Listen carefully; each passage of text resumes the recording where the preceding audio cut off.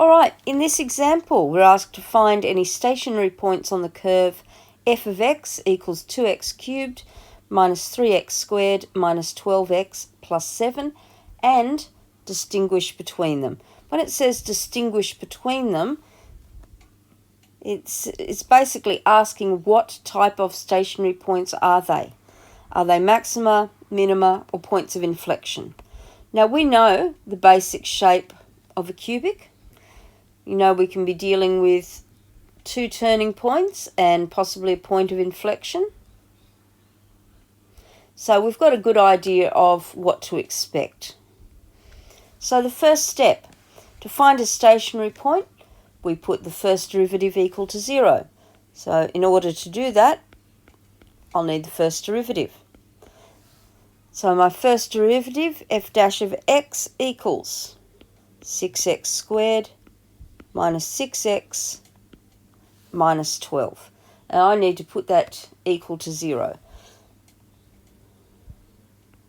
So I'm just going to actually write that. So f dash of x equals 0 to find stationary points.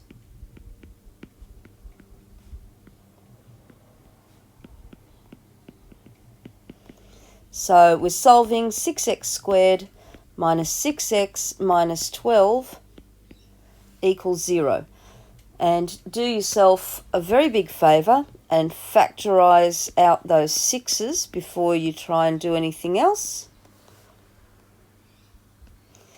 And we can factorise that as x minus 2, x plus 1.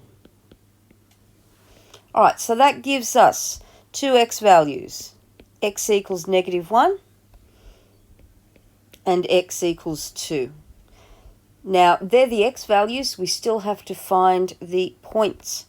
So, to find the y value, we need to substitute those values into the original equation.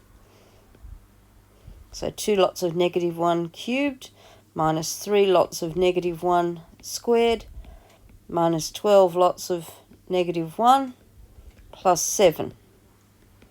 Which gives me minus 2 minus 3 plus 12 plus 7. So I'm subtracting 5. I'm adding 19. So I end up with a y value of 14. Similarly, y equals 2 times 2 cubed minus 3 times 2 squared minus 12 times 2 plus 7. So that's 16. That's 2 lots of 8 minus 12 minus 24 and then plus 7. 16 minus 12 is 4, minus 24 is minus 20, plus 7 gives us minus 13. I might just check that. 2 lots of 2 cubed, that's 2 lots of 8, which is 16. Minus 3 lots of 2 squared, that's minus 12. That's minus 24, and that's plus 7.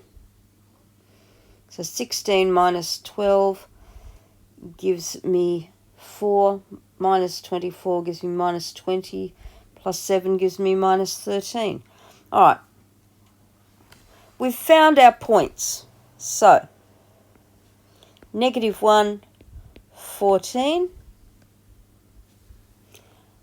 and 2, -13. The next step is to distinguish between them, show what type of stationary points they are.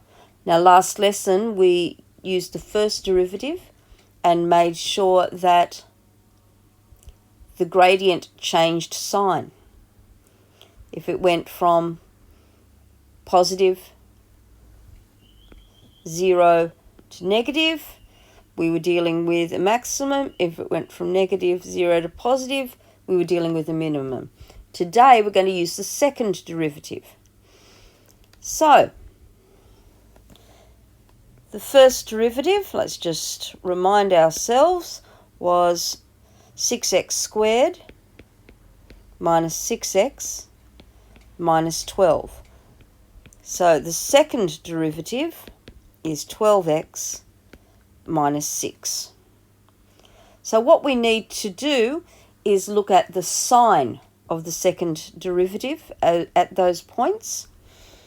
So f double dash of negative 1 is 12 lots of negative 1 minus 6.